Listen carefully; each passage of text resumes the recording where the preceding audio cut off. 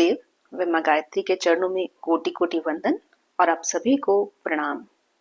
गायत्री उपासना एक ऐसी उपासना है जो किसी भी परिस्थिति में मानसिक रूप से की जा सकती है।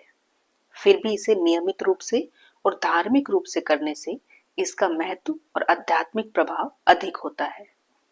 गायत्री उपासना के 4 चरण होते हैं। पहला आत्मशोधन या शुद्धिकरण, जिसमें पवित्रीकरण, आचमन, शिखावंदन, प्राणायाम और न्यास किया जाता है। दूसरा देव पूजन, तीसरा जप और ध्यान और चौथा सूर्य अर्घदान और विसर्जन। गायत्री उपासना कैसे करनी है इसमें हम डिटेल में नहीं जाएंगे क्योंकि पहले से ही इस पर वीडियो बनी हुई है, गायत्री का संध्या वंदन। तो जो लोग बिगनर्स हैं वो डिस्क्रिप्शन में जाकर दिए गए लिंक पर देख सकते हैं। तो ये 4 चरण हमें डेली की उपासना में करने होते हैं और इसके साथ साथ गुरुदेव ने कुछ विशेष साधनाएं बताई हैं जो हर साधक को करते रहना चाहिए। इस वीडियो में उन्हीं के बारे में हम बात करेंगे। पहला है उपवास। रविवार का दिन गायत्री के उपवास का दिन होता है क्योंकि गायत्री के देवता सविता हैं। वैसे तो कोशिश करनी चाहिए कि संडे को निराहार रहा जाए, केवल जल पर रहना या दूध, छाछ, फल आदि फलाहारी वस्तुओं पर रहने का निर्णय करना चाहिए, लेकिन ऐसा अपनी शारीरिक स्थिति के हिसाब से करें। उपवास एक साधना इसलिए है क्योंकि साधना का मतलब ही होता है अपने आप को साध लेना, अपनी इच्छाओं पर नियंत्रण करना, किसी को अपशब्द ना कहना, अच्छा आचरण करना। सेकंड है मंत्र लेखन। मंत्र लेखन से हाथ, मन, आंख और मस्तिष्क रम जाते हैं, जिससे चित्त एकाग्र हो जाता है। मंत्र लेखन का पुण्य फल जप से 100 गुना अधिक माना गया है। चित्त की एकाग्रता और मन को वश में करने के लिए भी मंत्र लेखन बहुत ही सहायक होता है, क्योंकि जब हम मंत्र को लिखते हैं तो मंत्र के एक एक अक्षर को हम मन ही मन दोहराते भी रहेंगे। किसी भी स्कूली साइज की कॉपी में किसी भी पेन से शुद्धता पूर्वक मंत्र लिखे जा सकते हैं। इसके लिए कोई विशेष नियम या प्रतिबंध नहीं है। जब 2400 मंत्र पूरे हो जाएं, तो वह कॉपी गायत्री तपोभूमि मथुरा के पते पर भेज दें या फिर अपने आसपास जो गायत्री शक्ति केंद्र है वहां जमा करा दें। यह मंत्र गायत्री तपोभूमि मथुरा में प्रतिष्ठापित किए जाते हैं और सदैव इनका विधिवत पूजन होता रहता है। ऐसी मंत्र लेखन श्रद्धांजलियां गायत्री मंदिर में माता के सम्मुख उपस्थित करना एक बहुमूल्य भेंट है। तीसरा है गायत्री हवन। जिन्हें सुविधा हो वे डेली हवन करें या फिर हफ्ते में एक बार रविवार को जरूर कर लें, और यदि यह भी संभव नहीं है तो अमावस्या और पूर्णिमा पर कर लें या जब भी सुविधा लगे तो हवन अवश्य कर लें, क्योंकि जप के साथ हवन का संबंध है। गायत्री शक्तिपीठ में आपको हवन किट का सेट मिल जाएगा। उसमें 30 छोटे छोटे गाय के गोबर से बने हुए दिए होते हैं और एक छोटा सा हवन कुंड होता है और साथ में सामग्री और बत्ती भी होती है। उस हवन कुंड में जैसे घर पर हम दिया जलाते हैं ऐसे ही गोल बत्ती रख के घी डालकर जला लेना है। फिर उसके ऊपर उस दिए को रख देना है, थोड़ा सा उसमें घी लगा लें, फिर जरा सा कपूर डाल के उसको जला लें और फिर थोड़ी थोड़ी सामग्री से कम 24 गायत्री मंत्र से आहुतियां दें या फिर 108 करें तो ज्यादा अच्छा है। पहले गुरुदेव और माँ गायत्री को प्रणाम करें और फिर आहुतियां दें। सामग्री बहुत थोड़ी थोड़ी सी डालें या बीच बीच में घी की आहुतियां दे दें। तो जब समय कम है तो इस तरह से भी आप कर सकते हैं। यह हवन किट अमेज़न पर आपको 400 450 रुपए की मिल जाएगी, लेकिन गायत्री केंद्र में आपको 100-150 रुपए की मिल जाती है। चौथा है अभियान साधना। 1 साल तक गायत्री की नियमित उपासना का व्रत लेने को अभियान साधना कहते हैं। इसके कुछ नियम हैं जो इस प्रकार से हैं।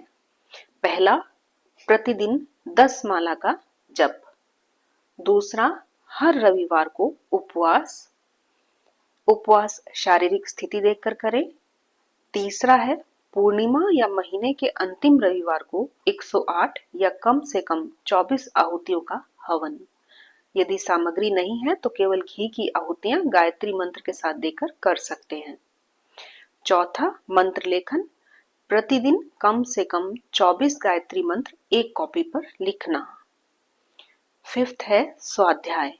गायत्री साहित्य का थोड़ा बहुत स्वाध्याय डेली करके अपने गायत्री संबंधी ज्ञान को बढ़ाना।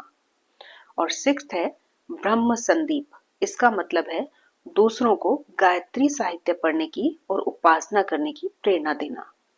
अपनी पुस्तकें दूसरों को पढ़ने के लिए देना, उनका ज्ञान बढ़ाना, क्योंकि गुरुदेव ने भी बताया है कि जो गायत्री रूपी प्रसाद है आपको मिला है वो औरों को भी बांटना है, क्योंकि प्रसाद को सभी को बांटा जाता है, अकेले अकेले नहीं खाया जाता।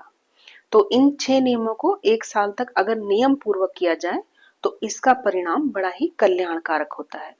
वर्ष के अंत में यथाशक्ति हवन और दान पुण्य करना चाहिए। फिफ्थ है अनुष्ठान। अनुष्ठान एक विशेष तपश्चर्या है, इससे विशेष परिणाम मिलते हैं। लघु अनुष्ठान 24,000 जप का, मध्यम अनुष्ठान 1.25 लाख जप का और पूर्ण पुरुष चरण 24 लाख जप का होता है। लघु अनुष्ठान 9 दिन में, मध्यम 40 दिन में और पुरुष चरण 1 वर्ष में पूरा होता है। आश्विन और चैत्र के नवरात्रि लघु अनुष्ठान के लिए बेहतर अवसर है। प्रतिदिन होने वाले जप की संख्या समान होनी चाहिए। जैसे लघु अनुष्ठान करना है तो उसमें 24,000 मंत्र जाप करने हैं 9 दिन में, यानी 27 माला प्रतिदिन।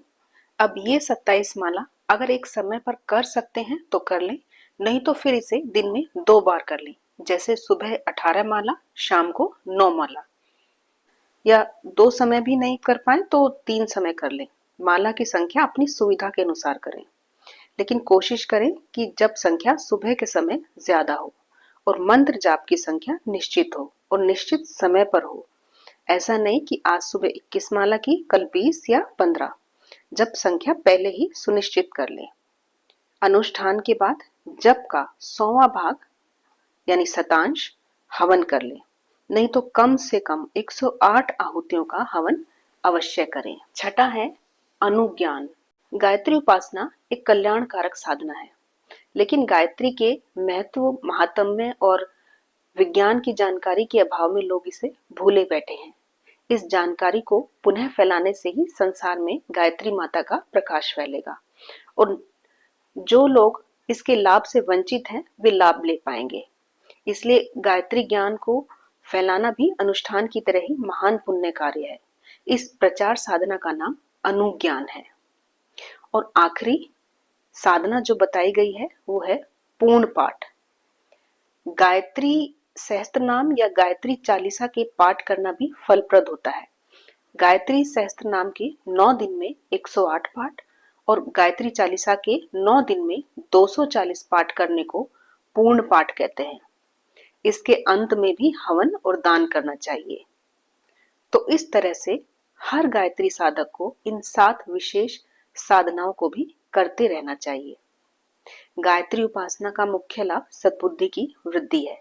इस उपासना का आरंभ करते ही मनुष्य के कुसंस्कार नष्ट होने लगते हैं और उनके स्थान पर सद्विचार, सद्भाव, शुभ संकल्प, सद्गुण और सत्कर्मों में अभिरुचि बढ़ने लगती है। यह लाभ सबको होता है और निश्चित रूप से होता है। बुरे से बुरे स्वभाव आचरण का मनुष्य यदि कुछ दिन गायत्री उपासना करके देखे तो उसे स्पष्ट रूप से प्रतीत होगा कि बुराइयां तेजी से घट रही हैं और सतोगुणी वृत्तियां बढ़ रही हैं। इस सुनिश्चित लाभ के अलावा सांसारिक और आध्यात्मिक लाभ भी हैं। गायत्री उपासना से कठिन प्रारब्ध भी हल्के हो जाते हैं। उन्नति और सुख शांति के अनेकों रास्ते खुल जाते हैं। शोक, संताप, चिंता, निराशा और बेचैनी में परेशान मनुष्यों को डूबते से उबरने के अवसर प्रदान होते हैं। आध्यात्मिक लाभ तो अनंत हैं। योगी और तपस्वी कई प्रकार की कष्ट साध्य साधनाओं से जिस लक्ष्य को बहुत लंबे समय में प्राप्त करते हैं उसे गायत्री उपासना द्वारा सरलता पूर्वक प्राप्त किया जा सकता है। समस्त रिद्धि सिद्धियां मिल जाती हैं। जीवन लक्ष्य को प्राप्त करने और जन्म मरण के बंधन से मुक्त होने के लिए गायत्री उपासना से बढ़कर और कोई मार्ग नहीं है। तो अभी इस वीडियो में इतना ही। वीडियो पसंद आए तो लाइक शेयर जरूर करें। वह चैनल को सब्सक्राइब कर लें और बेल आइकन जरूर दबाएं ताकि आने वाली वीडियो की नोटिफिकेशन आपको मिलती रहे। आप सभी का धन्यवाद।